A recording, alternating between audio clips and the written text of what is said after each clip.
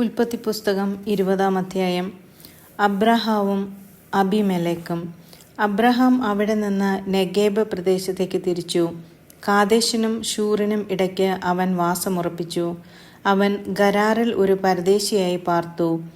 തൻ്റെ ഭാര്യ സാറായെക്കുറിച്ച് അവൾ എൻ്റെ സഹോദരിയാണെന്ന് എന്നത്രേ അവൻ പറഞ്ഞിരുന്നത്. ഗരാറിലെ രാജാവായ അബിമെലെക്ക് സാറായെ ആളയച്ചു വരുത്തുകയും സ്വന്തമാക്കുകയും ചെയ്തു. ദൈവം രാത്രി സ്വപ്നത്തിൽ പ്രത്യക്ഷപ്പെട്ട് അബിമെലെക്കിനോട് പറഞ്ഞു, നീ സ്വന്തമാക്കിയിരിക്കുന്ന സ്ത്രീ നിമിത്തം നീ ഇതാ പിണമായി തീരുവാൻ പോകുന്നു. കാരണം അവൾ ഒരുവന്റെ ഭാര്യയാണ്. അബിമെലെക്ക് അവളെ സമീപിച്ചിട്ടില്ലായിരുന്നു. അവൻ ചോദിച്ചു, കർത്താവേ, നിരപരാധനെ അങ്ങ് വധിക്കുമോ? അവൾ എൻ്റെ സഹോദരിയാണ് എന്ന് അവൻ തന്നെയല്ലേ എന്നോട് പറഞ്ഞത്? അവൻ എൻ്റെ സഹോദരനാണെന്ന് അവളും പറഞ്ഞു. നിർമ്മല ഹൃദയത്തോടും കറയറ്റ കൈകളോടും കൂടെയാണ് ഞാനിത് ചെയ്തത്. അപ്പോൾ ദൈവം സ്വപ്നത്തിൽ അവനോട് പറഞ്ഞു, നിർമ്മല ഹൃദയത്തോടെയാണ് നീ ഇത് ചെയ്തത് എന്ന് എനിക്കറിയാം. എനിക്കെതിരായി പാപം ചെയ്യുന്നതിൽ നിന്ന് ഞാനാണ് നിന്നെ തടഞ്ഞത്. അതുകൊണ്ടാണ് അവളെ തൊടാൻ നിന്നെ ഞാൻ അനുവദിക്കാതിരുന്നത്. അവൻ്റെ ഭാര്യയെ തിരിച്ചേൽപ്പിക്കുക. അവൻ പ്രവാചകനാണ്. അവൻ നിനക്ക് വേണ്ടി പ്രാർത്ഥിക്കും. നീ ജീവിക്കുകയും ചെയ്യും. എന്നാൽ നീ അവളെ തിരിച്ചേൽപ്പിക്കുന്നില്ലെങ്കിൽ നീയും നിന്റെ ജനങ്ങളും മരിക്കുമെന്നറിയുക. അബിമെലെക്ക് രാവിലെ എഴുന്നേറ്റ് സേവകന്മാരെയെല്ലാം വിളിച്ച് ഈ കാര്യങ്ങൾ പറഞ്ഞു. അവർ വളരെ ഭയപ്പെട്ടു. അനന്തരം അബിമെലെക്ക് അബ്രഹാത്തെ വിളിച്ചു പറഞ്ഞു, എന്താണ് നീ ഞങ്ങളോട് ഈ ചെയ്തത്? നിനക്കെതിരായി ഞാൻ എന്ത് തെറ്റ് ചെയ്തിട്ടാണ് എൻ്റെയും എൻ്റെ രാജ്യത്തിൻ്റെയും മേൽ ഇത്ര വലിയ തിന്മ വരുത്തി വച്ചത്? ചെയ്യരുതാത്ത കാര്യങ്ങളാണ് നീ എന്നോട് ചെയ്തത്.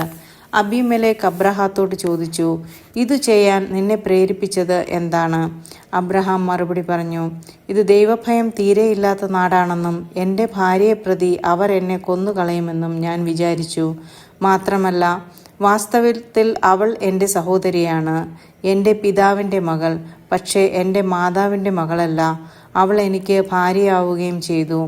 പിതാവിൻ്റെ വീട്ടിൽ നിന്ന് ഇറങ്ങിത്തിരിക്കാൻ ദൈവം എനിക്ക് ഇടവരുത്തിയപ്പോൾ ഞാൻ അവളോട് പറഞ്ഞു, നീ എനിക്ക് ഈ ഉപകാരം ചെയ്യണം. നാം ചെല്ലുന്ന ഇടങ്ങളിലെല്ലാം അവൻ എൻ്റെ സഹോദരനാണെന്ന് എന്നെക്കുറിച്ച് നീ പറയണം.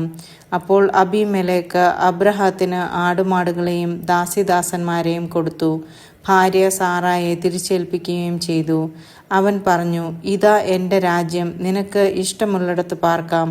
സാറായോട് അവൻ പറഞ്ഞു, നിന്റെ സഹോദരന് ഞാനിതാ 1000 വെള്ളി നാണയങ്ങൾ കൊടുക്കുന്നു.